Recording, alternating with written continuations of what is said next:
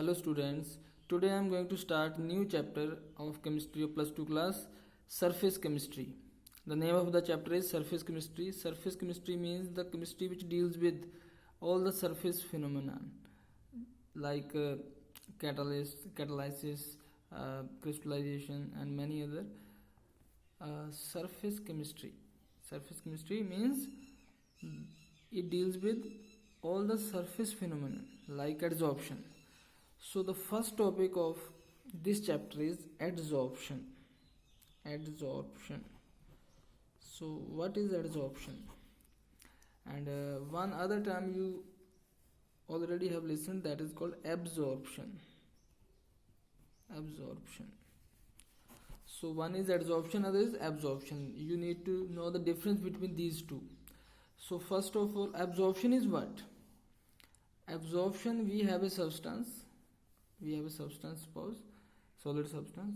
Then absorption means, absorb होना means क्या, कि जो liquid या gases molecules, liquid और gases molecules if uniformly absorbed by it means they get uniformly distributed throughout the substance. ये हमारे पास substance है, यहाँ पे क्या अक्कर हो रही है? एब्जॉर्प्शन अक्कर हो रही है. क्या अक्कर हो रही है यहाँ पे? एब्जॉर्प्शन. तो एब्जॉर्प्शन का मतलब क्या है कि जो लिक्विड या गैसेस मॉलिक्यूल है वो यूनिफॉर्मली क्या हो गए? डिस्ट्रीब्यूट हो गए थ्रू आउट द सब्सटेंस. जो भी through out the body of the substance है यूनिफॉर्मली डिस्ट्रीब्यूट हो गए. इसको एब्जॉर्प्शन बोलते हैं, uniform distribution. But the another which is in this chapter important topic, adsorption, you can understand it also that we have a surface, we have a substance, solid substance, suppose solid, and on the surface of this solid, suppose gases molecules or gases particles or liquid particles are getting accumulated on the surface, not in the bulk. The surface is the outer portion of this substance, surface, and inside, if we go inside the substance, that inside portion is called bulk. So now in adsorption you have seen the difference that the gases or liquid molecules are on the surface, they are not in the bulk. ये centre में नहीं जा रहे, ये surface के ऊपर रह रहे हैं. But in the absorption uniformly they are distributed throughout the bulk and surface. ये इनमें डिफरेंस आ जाता है. इसको बोलते हैं एड्सॉर्प्शन एंड एब्जॉर्प्शन. तो adsorption means the accumulation of gases और liquid particle on the surface of solid is called adsorption. होती क्यों है ये मैं आपको बताऊंगा. और इसमें दो चीजें आ रही हैं एड्सॉर्प्शन में, टू थिंग्स है. One is the surface of the solid. ये हमारे पास सॉलिड है, ये जो हमारे पास सॉलिड है इसको भी एक नाम होता है, इसका नाम होता है सॉलिड का, इसको बोलते हैं एड्सॉर्बेंट. एड्सॉर्बेंट. और ये जो इकट्ठे हो रहे हैं गैस मॉलिक्यूल्स यहाँ पे या लिक्विड मॉलिक्यूल, ये जो इकट्ठे हो रहे हैं, accumulation of the gas molecule, ये जो इसके सरफेस के ऊपर इकट्ठे हो रहे हैं, एड्सॉर्बेंट के ऊपर इकट्ठे हो रहे हैं, इसको हम बोलते हैं एड्सॉर्बेट. सो एक एड्सॉर्बेंट होता है, एक एड्सॉर्बेट. जिसके सरफेस के ऊपर, जिस सब्सटेंस के सरफेस के ऊपर ये एड्सॉर्प्शन हो रही है उसको एड्सॉर्बेंट, और जो गैस मॉलिक्यूल्स इकट्ठे हो रहे हैं उसको बोलते हैं एड्सॉर्बेट. ये दोनों में डिफरेंस आ गया. सो आगे आ गया इसके बाद कॉज ऑफ एड्सॉर्प्शन. क्यों हो रही है एड्सॉर्प्शन, क्या कारण है इसका?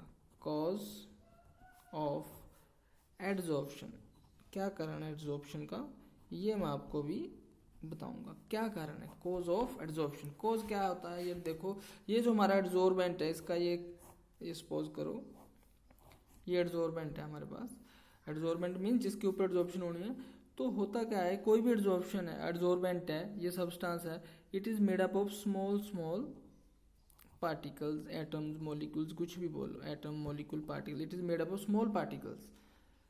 सो in the centre, in the bulk, this particle, every particle is surrounded by so many particles. Every particle is surrounded by so many particles. So there is a force of attraction between particles. You all know that this particle is attracted by this all the particles. So particle is attracted by all the particles. So the force of attraction is balanced because this particle is attracted by this particle in this direction and other particle in this direction. तो अगर ये इधर को खींच रहा है इसको तो वो उधर को खींच रहा है, अगर ये इधर को खींच रहा है तो वो इधर को खींच, तो ये जो इसकी फोर्स ऑफ ट्रैक्शन है it is balanced in the bulk, the force of traction is balanced, ये बैलेंस्ड है. बट जो सरफेस का जो पार्टिकल है, जो सरफेस का मॉलिक्यूल है, इसको नीचे से तो यहाँ सभी खींच रहे हैं, सभी अट्रैक्ट कर रहे हैं, लेकिन ऊपर यहाँ पे क्योंकि ये सरफेस पे है, इसके ऊपर पार्टिकल नहीं है, तो यहाँ पे ऊपर इसको इधर से अट्रैक्ट करने वाला कोई नहीं है. नीचे से तो सारे इसको अट्रैक्ट कर रहे हैं लेकिन ऊपर से कोई अट्रैक्ट करना वाला नहीं है. तो इससे क्या पैदा हो जाती है, अनबैलेंस्ड फोर्सेज ऑफ अट्रैक्शन. यहाँ नीचे से अट्रैक्शन है, ऊपर से अट्रैक्शन नहीं है, तो कौन सी फोर्सेज ऑफ अट्रैक्शन, तो कौन सी फोर्सेज पैदा हो जाती है, अनबैलेंस्ड. ये थोड़ा सा टेंशन में आ जाता है क्योंकि नीचे से इसको खींचने वाले ऊपर से कोई है नहीं. तो ये क्या करता है, ये वाला सरफेस पार्टिकल कोई भी जा रही है यहाँ पे गैसेज या लिक्विड कोई भी इधर से मूव कर रहा है तो उनको it tries to attract to balance it tries to attract the going gases particles above it. So ये जो पार्टिकल है ये क्या करता है, अपनी तरफ अट्रैक्ट करता है, हवा में से गैसेज को लिक्विड को अट्रैक्ट करता है. तो ये जो अट्रैक्शन की वजह से जो लिक्विड मॉलिक्यूल्स या गैसेज मॉलिक्यूल इकट्ठे हो जाते हैं, इसी को एडसॉर्प्शन बोलते हैं. So that is the cause of adsorption, that the surface molecule are having unbalanced force of attraction because on the surface on below it there are molecules which are attracting it, but above it there is no molecule, so it tries to attract the gases or liquid molecule going above. So that is the cause of the adsorption. So after this cause sometime question is asked that why adsorption is exothermic. जो ये adsorption है ये क्या होती है, exothermic process है. Exothermic process. Exothermic means heat release होती है इसमें से. क्या रिलीज होती है, हीट रिलीज. मतलब जब भी एड्सॉर्प्शन हो तो हमारे को क्या चीज़ पैदा होती है, हीट पैदा होती है. इसका क्या कारण है, इसका इक्वेशन के साथ आपको ये आंसर देना पड़ेगा कि delta G is equal to delta H minus T delta S, या डेल्टा जी एंट्रोपी चेंज है, delta H enthalpy change heat change, T temperature है, डेल्टा एस है एंट्रोपी चेंज, नहीं डेल्टा एस एंट्रोपी चेंज. ये क्या है, free energy change है, sorry delta G क्या है, free energy change, delta H enthalpy change, T temperature, delta S entropy change. So कोई भी प्रोसेस होना है, अगर एड्सॉर्प्शन होगी, अगर एड्सॉर्प्शन इज स्पॉन्टेनियस, अगर एड्सॉर्प्शन होती है हमें ये तो पता ही है, अगर ये होती है तो डेल्टा जी उसके लिए नेगेटिव होना जरूरी है. If the spontaneous to be, if the entropy to be, sorry if the adsorption to be spontaneous then delta G must be negative. Delta G की वैल्यू क्या आनी चाहिए, हमेशा नेगेटिव आनी चाहिए. कोई भी प्रोसेस कोई भी रिएक्शन होना तो डेल्टा जी नेगेटिव आना चाहिए. तो डेल्टा जी नेगेटिव का कब आएगा, हमारा क्वेश्चन है कि एक्सोथर्मिक क्या होती है, डेल्टा जी नेगेटिव कब आएगा. डेल्टा जी नेगेटिव तब आएगा जब डेल्टा एच नेगेटिव होगा. जब डेल्टा एच नेगेटिव होगा तभी डेल्टा जी नेगेटिव आएगा, क्योंकि जो डेल्टा एस होता है हमेशा वो क्या होता है, नेगेटिव. ये नेगेटिव डेल्टा एस होगा और यहाँ ये भी नेगेटिव है तो नेगेटिव नेगेटिव पॉजिटिव ये टर्म हो जाएगी. तो डेल्टा एच अगर नेगेटिव होगा तभी जाके ये डेल्टा जी है वो नेगेटिव होने के चांसेस होते हैं. क्यों डेल्टा एस पॉजिटिव होता है, एंट्रोपी आप +1 में मैंने बताया था आपको, क्योंकि जो गैसेज ऊपर से जा रही थी वो दूर दूर थी, उनमें डिसऑर्डर था, उसकी एंट्रोपी ज़्यादा थी. लेकिन जब ये इकट्ठी हो गई एड्सॉर्प्शन में, यहाँ इकट्ठे हो गए, एक्यूमुलेट हो गए, तो इनमें एक ऑर्डर आ गया, इनकी एंट्रोपी कम हो गई. तो final entropy minus initial entropy करके नेगेटिव एंट्रोपी आ जाएगी delta S. Delta S negative आ गया तो ये टर्म नेगेटिव हो गई, ये टर्म नेगेटिव हो गई तो हमारे पास ये टर्म नेगेटिव होगी तो नेगेटिव नेगेटिव पॉजिटिव हो जाएगा. नेगेटिव नेगेटिव पॉजिटिव हो गया तो डेल्टा एच का नेगेटिव होना जरूरी है अगर इसने डेल्टा जी ने नेगेटिव होना है.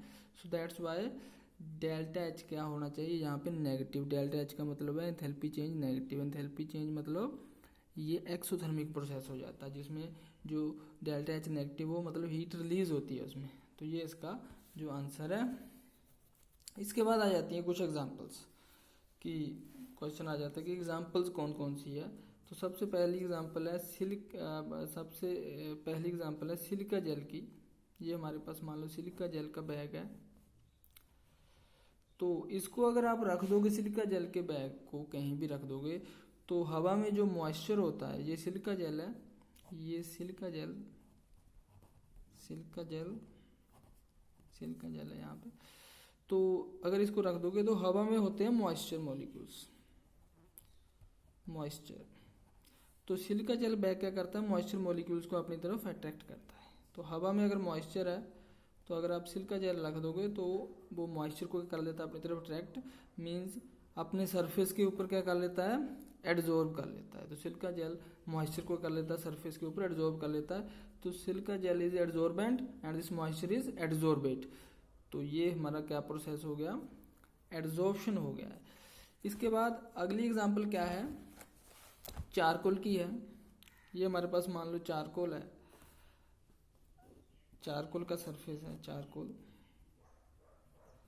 चारकोल को अगर रखोगे यहाँ पे, तो मान लो एक कंटेनर है, उस कंटेनर में क्या हमारे पास है, गैसेज है। गैसेज है कौन सी, मान लो हाइड्रोजन गैस है।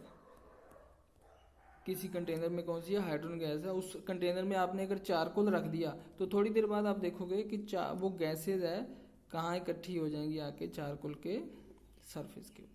कहाँ इकट्ठी हो जाएंगी, चारकोल के सरफेस पर। ये एग्जांपल है। चारकोल को किसी भी गैसेज में रख दो, किसी भी कंटेनर में रख दो जहाँ गैसेज है, तो वो गैसेज कहाँ इकट्ठी हो जाएंगी, चारकोल के ऊपर।